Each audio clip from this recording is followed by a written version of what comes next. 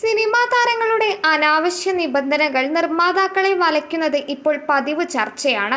സിനിമയിൽ അഭിനയിക്കുന്നതിനേക്കാൾ ലഭിക്കുന്ന പണത്തിനും സെറ്റിലെ ആഡംബരങ്ങൾക്കും മാത്രമാണ് പല താരങ്ങളും പ്രാധാന്യം നൽകുന്നതെന്നാണ് നിർമ്മാതാക്കളുടെ ആരോപണം.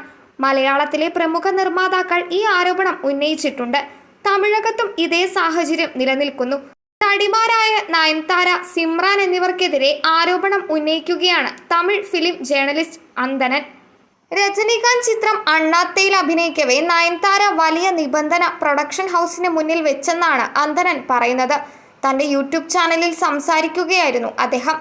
രജനികാന്ത് 3 ദിവസങ്ങളോളം ആശുപത്രിയിലായി. ഷെഡ്യൂൾ ബ്രേക്ക് ആയതോടെ നയൻതാര കേരളത്തിലേക്ക് പോയി. രജനികാന്തിന്റെ ആരോഗ്യനില ശരിയായപ്പോൾ നയൻതാരയെ തിരിച്ചു വിളിച്ചപ്പോൾ തനിക്ക് പ്രൈവറ്റ് ജെറ്റ് വേണമെന്നാണ് നയൻതാര പറഞ്ഞത്.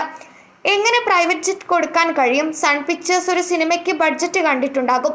എല്ലാത്തിനും തലയാട്ടുന്നവരല്ല സൺ പിക്ചേഴ്സ്. കൃത്യമാണ് അവരുടെ കണക്കുകൾ.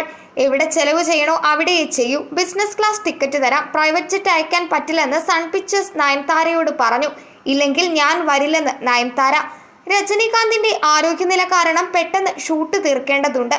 ഇതോടെ സംവിധായകൻ സിരുത്തൈ ശിവ തീരുമാനമെടുത്തു. ആർട്ട് ഡിപ്പാർട്ട്മെന്റ്, ക്യാമറ ഡിപ്പാർട്ട്മെന്റ് എന്നിവരുമായി സംസാരിച്ചു.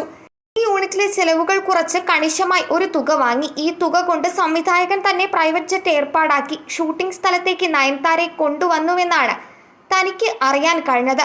തനിക്ക് ആശ്ചര്യമായി. ഇങ്ങനെയൊരു നടി ഉണ്ടാകുമോ? ഇവർ ജനിച്ചപ്പോൾ തന്നെ വിമാനത്തിലാണോ എന്ന് തോന്നിപ്പോയെന്ന് അന്തരൻ പറയുന്നു. 2021 പുറത്തിറങ്ങിയ അണ്ണാത്തയിൽ രജനികാന്തിനൊപ്പം കീർത്തി സുരേഷാണ് പ്രധാന വേഷം ചെയ്തത്. നടി സിമ്രാനെയും അന്തനൻ വിമർശിച്ചു. ടൂറിസ്റ്റ് ഫാമിലി വലിയ ഹിറ്റായി. ഈ പടത്തിൽ അഭിനയിച്ച സിമ്രാൻ ലണ്ടനിൽ നിന്നാണ് ഷൂട്ടിങ്ങിന് വന്നത്. പൊതുവെ അഭിനേതാക്കൾക്കൊപ്പം വരുന്ന ഒരാൾക്ക് കൂടെ ഫ്ലൈറ്റ് ടിക്കറ്റ് നിർമ്മാതാക്കൾ എടുത്തു കൊടുക്കും. എന്നാൽ സിമ്രാന്റെ 2 മക്കൾക്കും ഭർത്താവിനും ബിസിനസ് ക്ലാസ് ടിക്കറ്റ് എടുത്തു കൊടുക്കേണ്ടി വന്നുവെന്നും അന്തനൻ പറയുന്നു.